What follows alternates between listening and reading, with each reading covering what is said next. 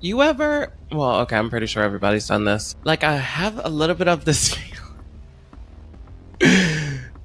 about the previous episode that I recorded. I still think back at that. Whenever I was editing it and whenever I posted it, I was like thinking, I was like, I wonder if this is going to be a moment that I regret in the future. You ever just look back at something that you've posted online from like 5 years ago and you're just like, what the fuck was I thinking? And you get so much anxiety about it. I'm hoping that that's not the episode that I previously did. Titled the wackiest ADHD episode ever, I think. I really hope that that episode does not give me anxiety in the future. I was just being 100% me. Like, I am such a silly person, and I like to have fun, and I like to just be in another place. Like, my imagination is huge. As y'all can see, if you watch the last episode before this one, like, my imagination is huge. It's always been like that. I haven't always like shared it with everybody and a lot of people. A lot of people haven't seen that side of me, honestly, because that's like something that I keep like close to me. I've always been like that. Some of the times it's me just by myself, like in my room, just doing the wackiest things, doing like crazy dance moves, and me just saying the funniest, craziest things. Like, I'm telling you, like, I make myself laugh more than anybody has ever made me laugh. Like, I'm so funny to myself. Um and yeah, singing, just it's all me. Like, that wasn't like something that I'm like but what was it saying? That wasn't something that I was like trying to be like someone else or just try, like, that was literally me, and that's just a side that I don't show a lot of people. So that episode was not planned to go like that. Like, sometimes whenever I'm recording episodes, like, I have like, okay, I'm gonna talk about this now, and then I'm gonna do this segment, and sometimes I just wing it. And that episode was definitely winged. I definitely winged that episode. That episode was just, so everything that came out, just, I was like in that headspace, just home alone and just doing my thing. And that just came out, and I was just like, okay, we're gonna keep this going. Like, I'm just gonna completely just not have any professionalism about myself at all during this episode.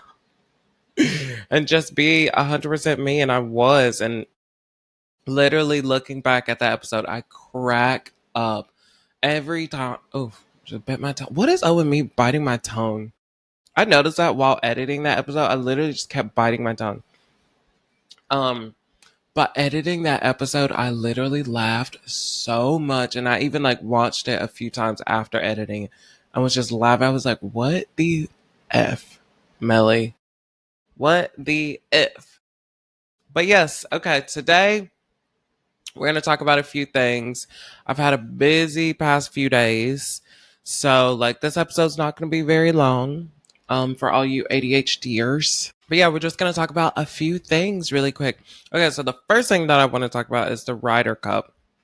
Y'all, me being out in New York City, I think this is the start of week. Is this the start of week 4? No, I don't think so. I think we're in like 3.5 weeks of being in New York. And so I worked this temporary job. I worked this temporary job, and the temporary job was for the Ryder Cup. I never knew what a Ryder Cup was. I never ever heard of a Ryder Cup in my life. I didn't know it was a huge deal in the golf world until I got there. And I was like, whoa, this is a huge deal for golfers. I don't watch golf. I don't golf. I weirdly went to a golf summer camp whenever I was little. But that was about it, and I sucked at it. But they gave us clubs. Like we had our own like golf clubs that we took with us. Eventually we got rid of those.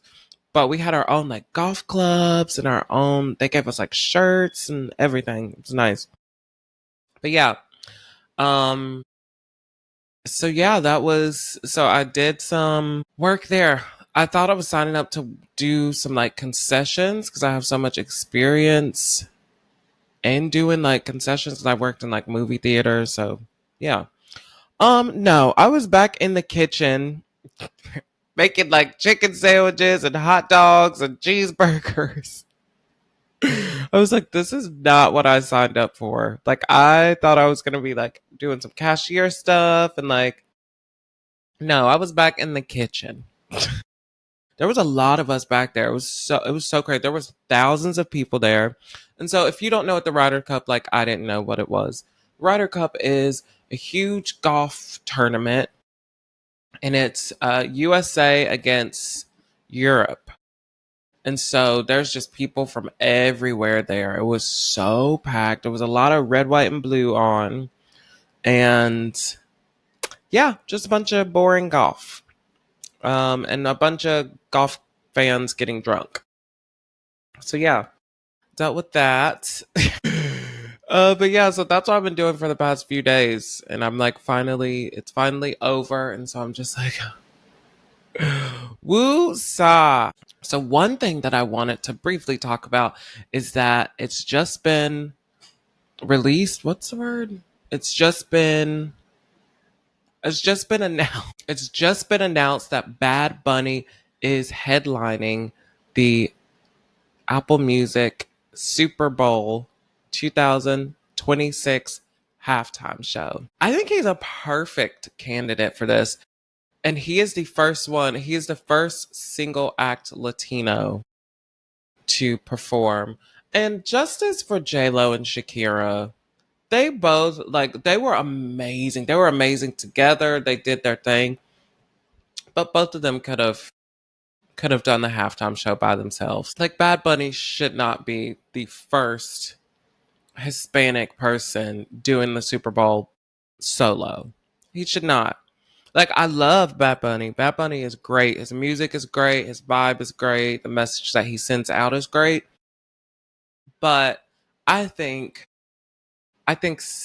there's other people that has been in the game for so long that has really shifted America and has really been doing their thing in America for years and years and years before Bad Bunny was even like thought of. There's so many great Hispanic artists that could have done it.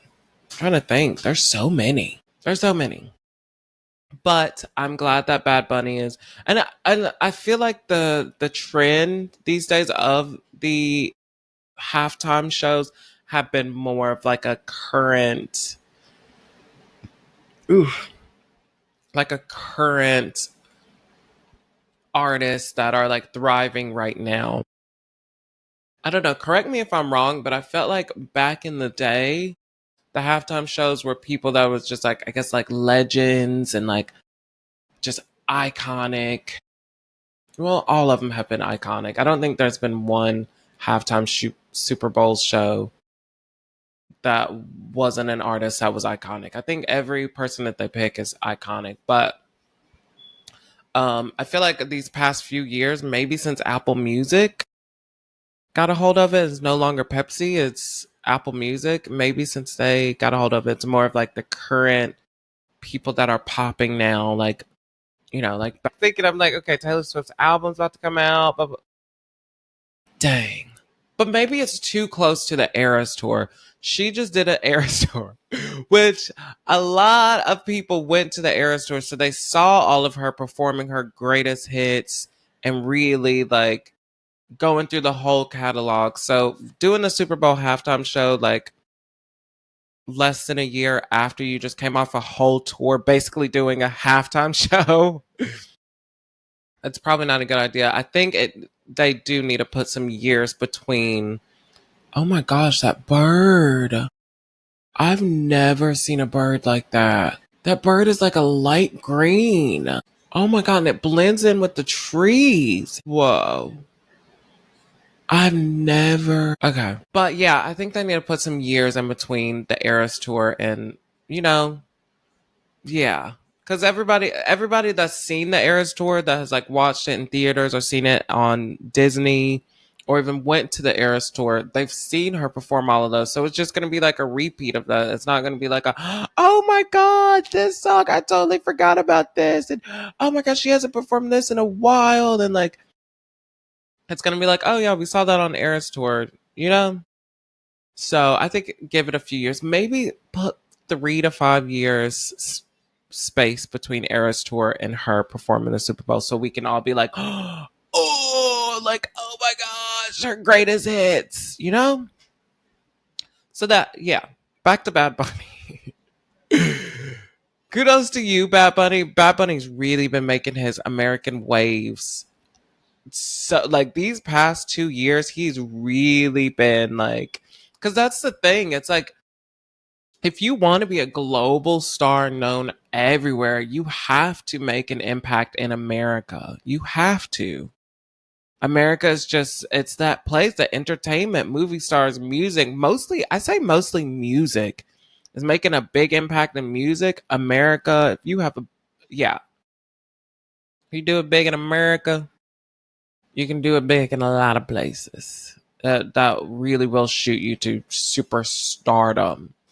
And he's been doing his thing and he's been acting his butt off too. He was in SNL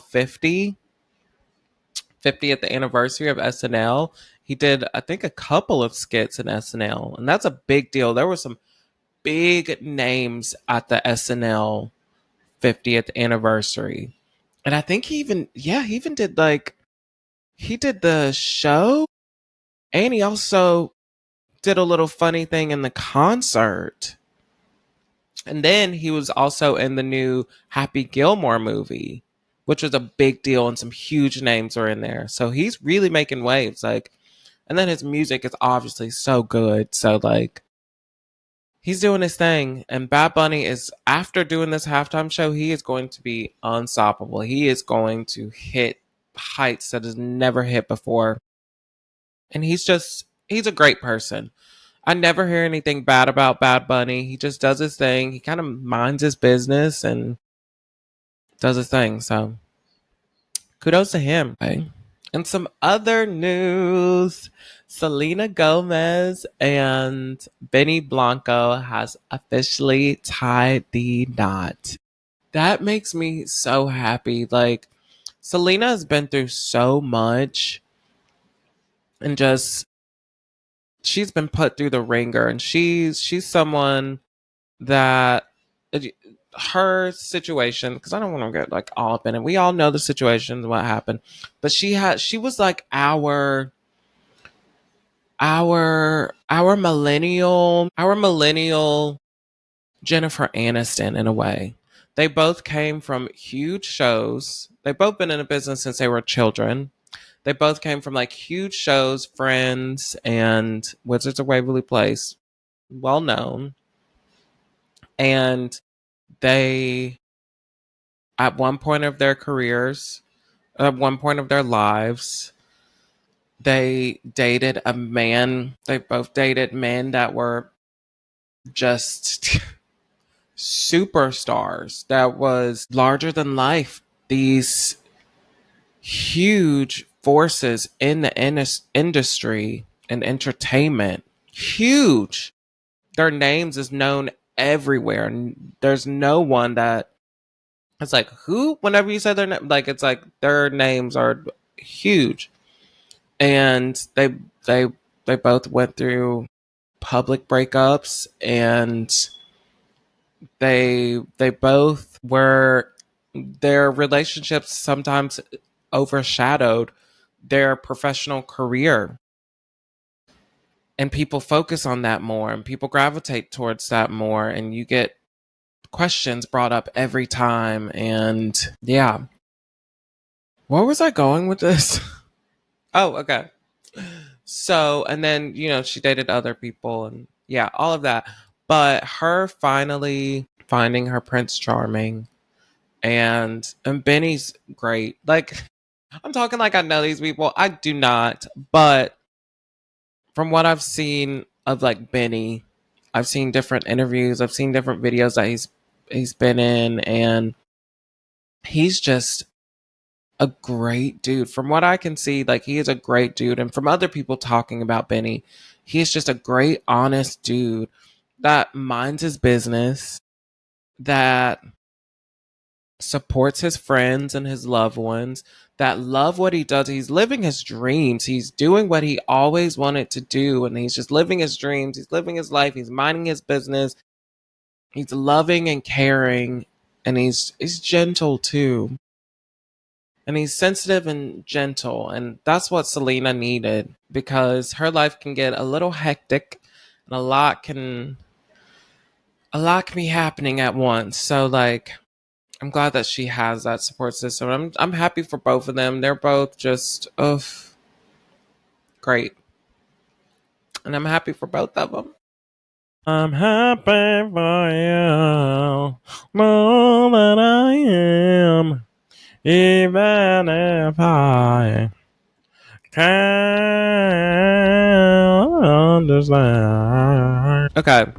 But yes, today is going to be really short and sweet, y'all. Like, I've been like resting and I'm also doing other things. And so today is not going to be a really long episode, but I wanted to say something. You know, I told you guys that I do not want to go 1 week without posting something.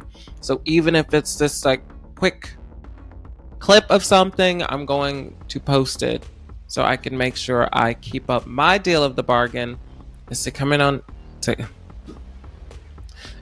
on here and talk a little pop culture with you guys, because I love talking pop culture with you guys. Y'all are my favorite to talk pop culture with, because I get to do all the talking and I don't hear your voice. No, I'm kidding. It would be fun having like an actual like conversation with someone instead of myself all the time. No, I'm kidding. Okay. Well, I love you guys. Remember to tell your mama, tell your daddy, tell your sister, tell your grandma, tell everybody about my pop hearts. And remember, peace, love, and pop.